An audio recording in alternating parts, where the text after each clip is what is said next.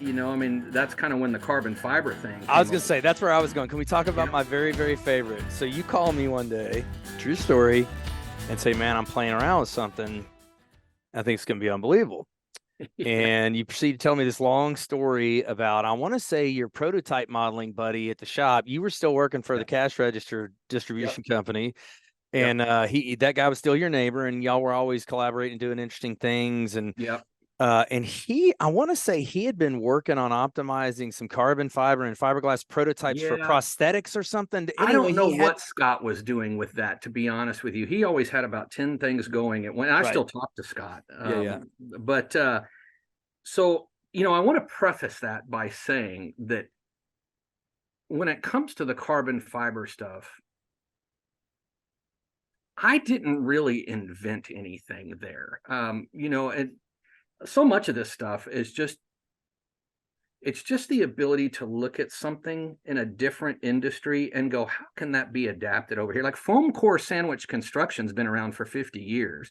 In look at fact, every boat, every fiberglass boat yeah, hole on the yeah. water. Right, Dick Cantner, you know, that's how Dick got into building composite stuff. Was he and a buddy were building composite snow skis with yep, balsa cores, I yep, think, or yep, something. You know, so, yep. you know that sandwich core construction is nothing new.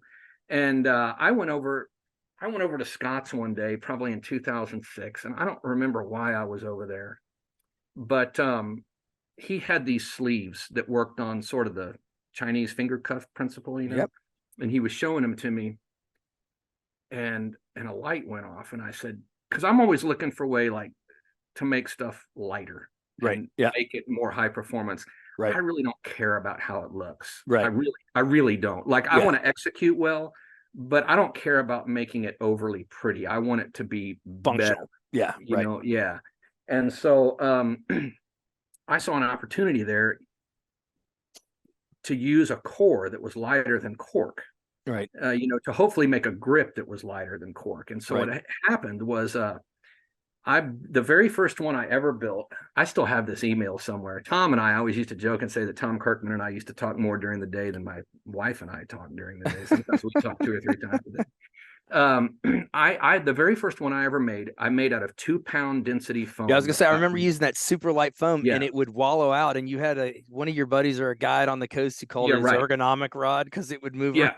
Yeah. So the very first one that I ever made was a carbon Kevlar blend. It was that yellow and black. Yeah.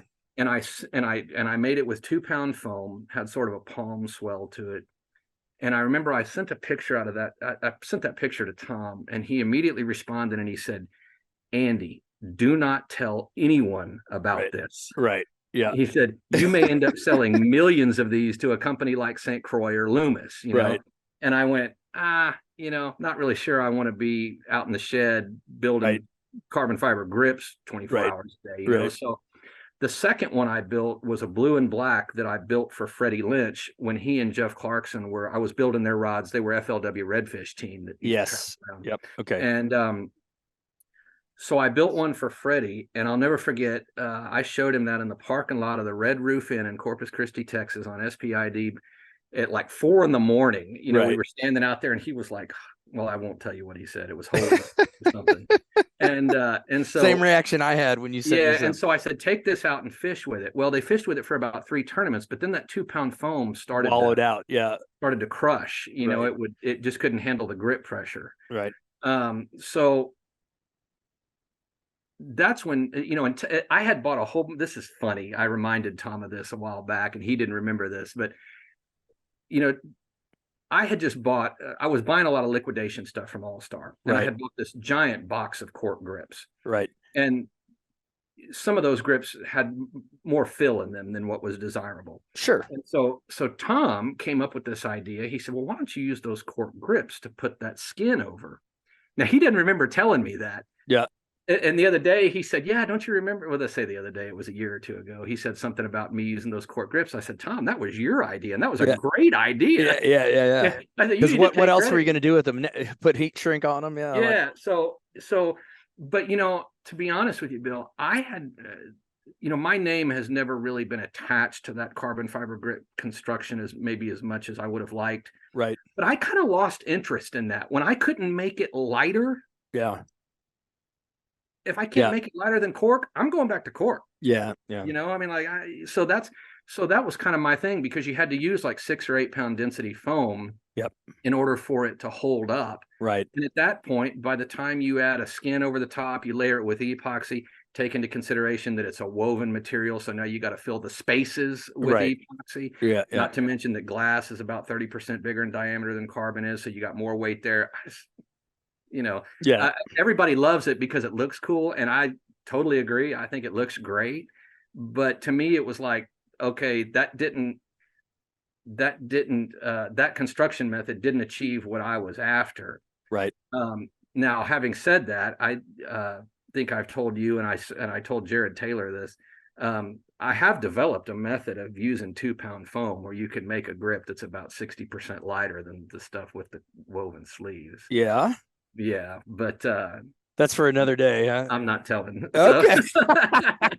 Good for you, man. You don't know everything to us. That's good for you. But yeah, so, you know, I'm tickled to death that, you know, Tom really took that ball and ran with it, you know, and you know, I did write you guys wrote the articles, you published it in Rodmaker magazine. Yeah, and that was the I wrote first the time. article for that one called Aerospace Meets Angling.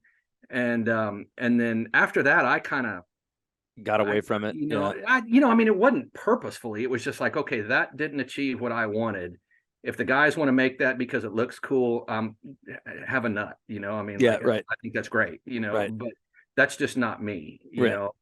So, but yeah, that procedure, and Scott Wallace and I talk about this all the time. You know, I mentioned something to him about a year ago about carbon fiber grips. I said, you know, you're really the one that was responsible for that being so popular in the rod building industry. And he looked at me and said, and I've made so much money off of it. Exactly.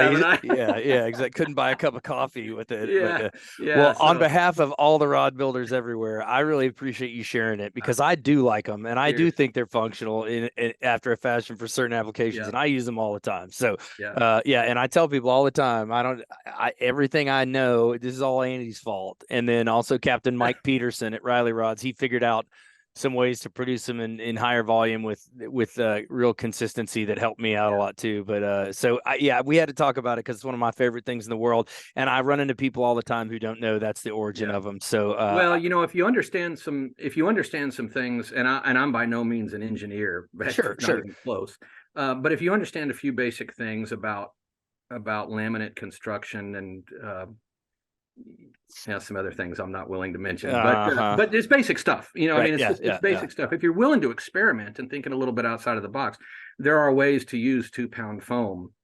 You know, you and I share a mutual friend in Jared Taylor. Absolutely. A couple of years ago, I had a split grip that I had made with this technique with 2 pound foam, and I set it on a digital scale. Well, first I put a piece of cork on there, and it was like, let's say 0.75 ounce, you know. Right. I took a picture of that, sent it to Jared. He came back and he said, "No, what is this?" And then I took a picture of the carbon grip that I had made and put it on there, and it was like 0.26. And he just went, "Oh my God." Yeah. So I just, you know, I don't know, man. I'm always have these crazy ideas floating around in my head about. Well, keep doing it. Keep doing it. So I just don't have the time to entertain them all.